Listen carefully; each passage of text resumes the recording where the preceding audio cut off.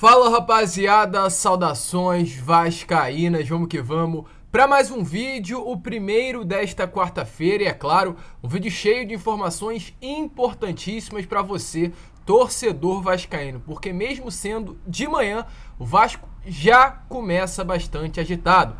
A gente vai falar sobre Juan Pablo Vojvoda, o atual técnico do Fortaleza, foi perguntado na noite desta terça-feira sobre uma proposta do Vasco da Gama. E, para quem duvidava de uma possível conversa entre o argentino e a empresa norte-americana 777 Partners, as palavras do Juan Pablo Vojvoda dão indícios que, de fato, hoje já aconteceu alguma coisa entre as duas partes, porque ele desconversou.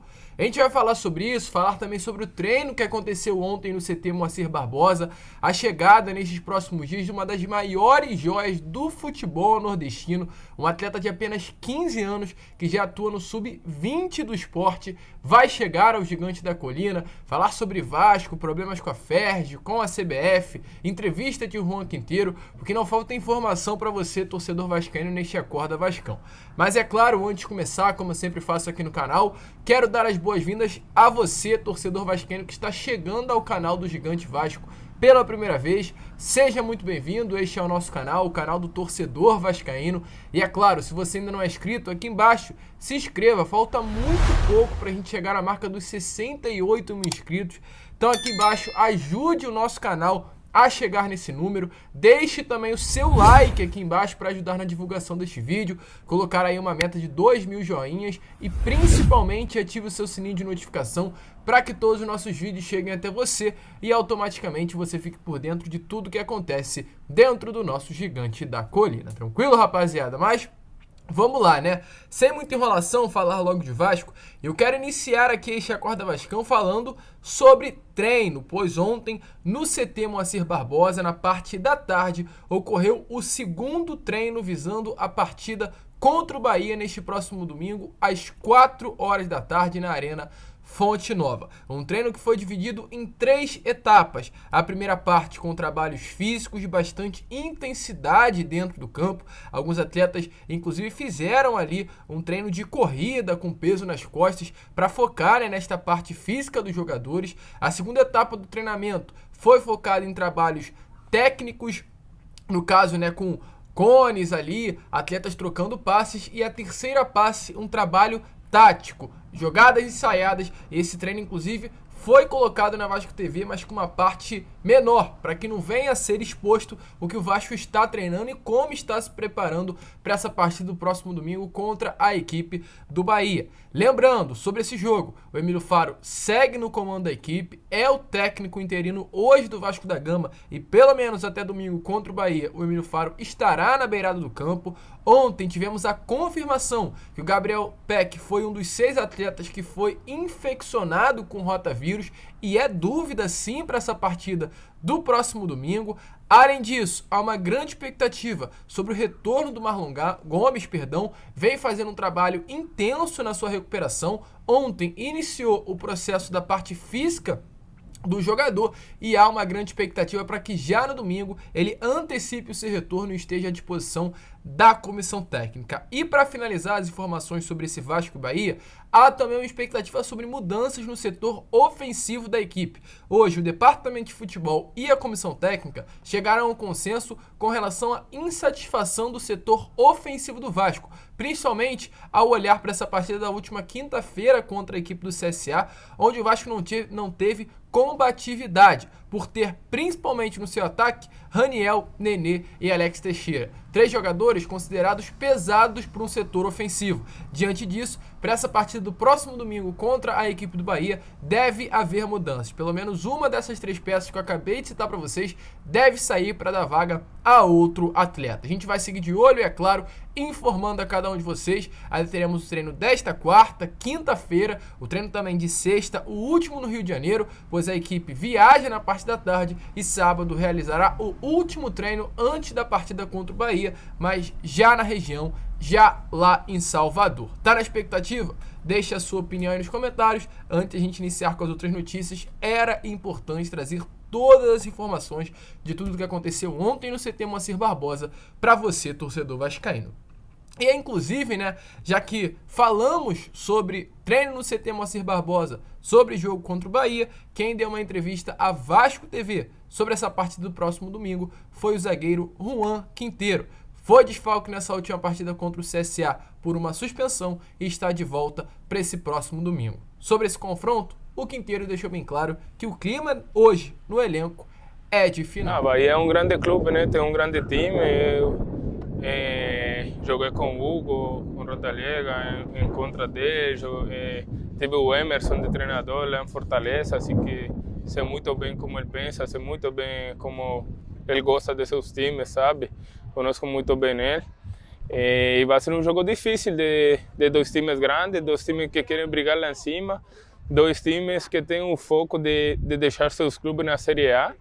Assim que vai ser uma final, sabe? A gente tem que afrontar assim e a gente vai com essa vontade de ir por os 3 pontos fora de casa, né? Conseguir um bom resultado lá para chegar depois aqui em casa contra o Guarani e fazer um grande jogo aqui com a nossa torcida também. Então, como vocês viram aí, né, de fato, o zagueiro colombiano Juan Quinteiro, que fez muita falta nessa última partida contra o CSA, principalmente devido às falhas que o Danilo Bossa teve no sistema defensivo da equipe Cruz Maltina, deixou bem claro ao torcedor que o clima é sim de final. Neste próximo domingo, o Vasco vai à Arena Fonte Nova buscar 3 pontos, uma decisão, transmissão na Rede Globo e, é claro, todos nós, torcedores vascaínos, estaremos acompanhando e buscando aí, aliás, torcendo, né, para que o Vasco possa buscar esses 3 pontos fora de casa. E antes de entrar no assunto sobre essa grande promessa do futebol nordestino chegando no Vasco e também sobre Juan Pablo Vojvoda, eu quero trazer 2 informações importantes sobre problemas para a transição do Clube de Regatas Vasco da Gama para Vasco Sociedade Anônima do Futebol. Não é fácil. Há alguns dias atrás, para ser mais exato, nesta última segunda-feira, eu trouxe para vocês que o Vasco tem uma dívida no valor de R$6.800.000 com a Ferj. E essa dívida com a Federação Estadual do Rio de Janeiro faz com que o processo de transição, no caso da associação para a SAF, venha a ser suspenso, travado, pois antes de dar prosseguimento é necessário o Vasco ir até a entidade, no caso a Ferj, e a Ferj não permite dar prosseguimento a esse processo com a dívida que tem o Vasco com a federação. O Jorge Salgado ontem foi até a Ferj tentar argumentar para fazer com que o Vasco passasse em cima desse problema sem pagar os R$6.8 milhões, pois segundo o mandatário do Vasco, hoje o Vasco não tem esse dinheiro para pagar a Ferj e dar prosseguimento à transição à SAF. Inclusive o próprio mandatário deixou bem claro que a grana só vai chegar quando a SAF for oficializada. E para a SAF ser oficializada, necessita-se de passar pela Ferj, de ter esse processo importante. Então hoje há uma preocupação muito grande,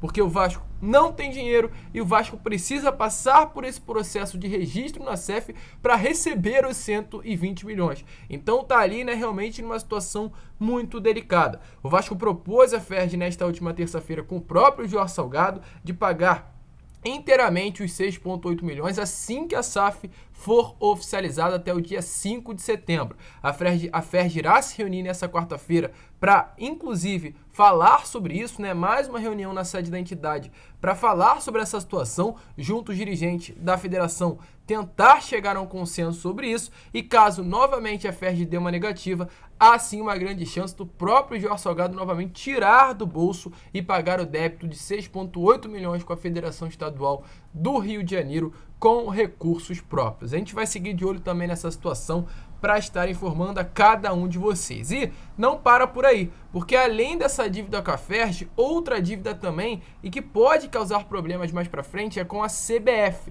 Porque além de dever a Ferj, o Vasco também deve à Confederação Brasileira do Futebol. No balanço desse ano de do ano passado, né, de 2021, o montante era de 9,4 milhões de reais, oriundos de 4 empréstimos feitos entre maio de 2013 e fevereiro de 2015, na gestão Eurico Miranda. Inclusive no documento, no caso neste último balanço, consta o seguinte, abre aspas, ocorreu uma renegociação para postergação dos pagamentos durante esse exercício. O dia chegou, no caso o jornal, o dia que apurou essas duas situações, a perguntar para a diretoria e para o departamento jurídico do Vasco sobre essa situação na tarde dessa terça-feira, porém até o momento de gravação desse vídeo, a gente ainda não teve uma resposta, pois o dia não foi respondido por parte do gigante da colina. A gente vai seguir de olho para informar a cada um de vocês, No caso, esse contato do dia foi para saber se, no caso, essa dívida com a CBF, da mesma maneira que está acontecendo com a FERJ,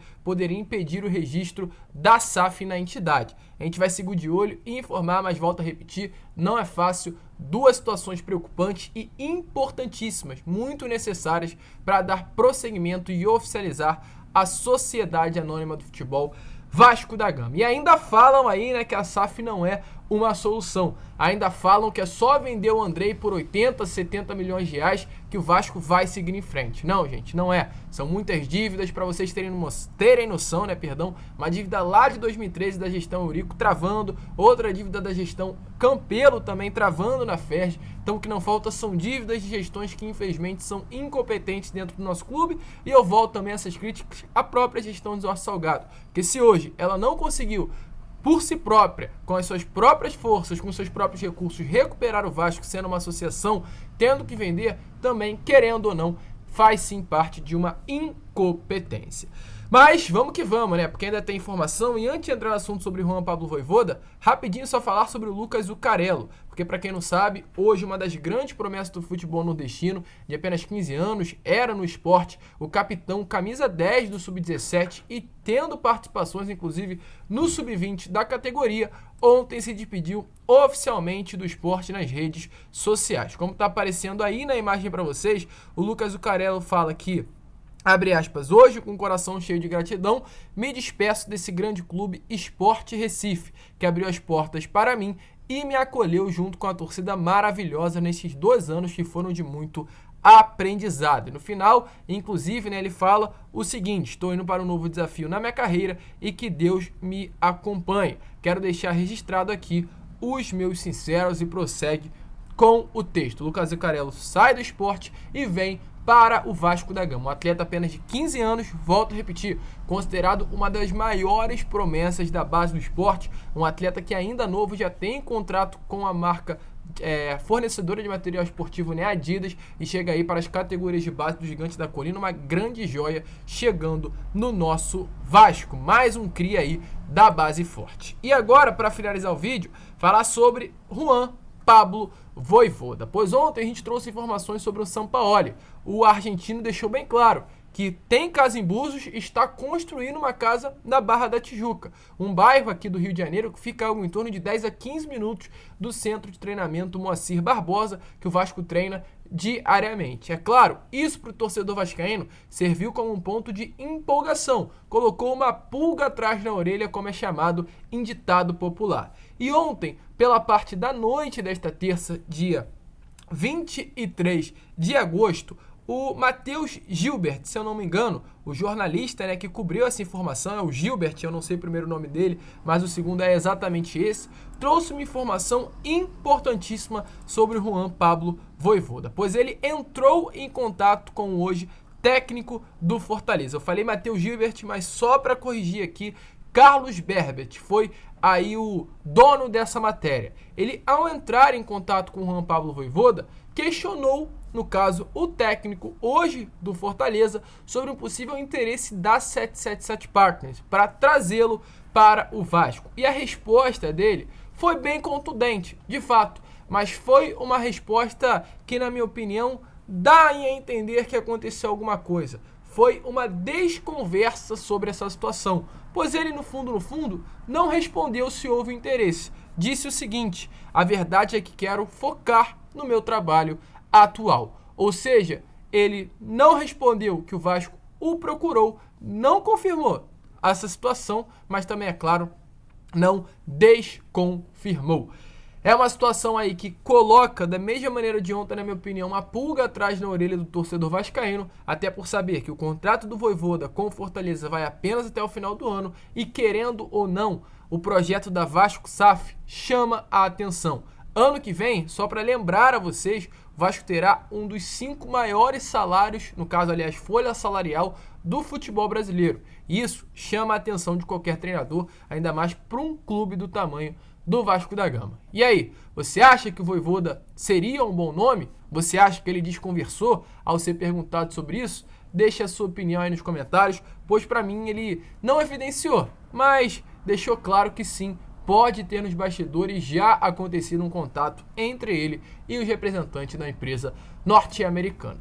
Esse foi o Acorda Vascão. A gente ainda volta nesta quarta-feira ou ao meio-dia com mais um vídeo, mas principalmente às 7 horas da noite, com o terceiro desta quarta e, é claro, cheio de informações importantes para você. Muito obrigado por ter ficado até o final, um grande abraço a todos, fiquem com Deus, vamos que vamos, uma ótima quarta e, é claro, saudações vascaínas.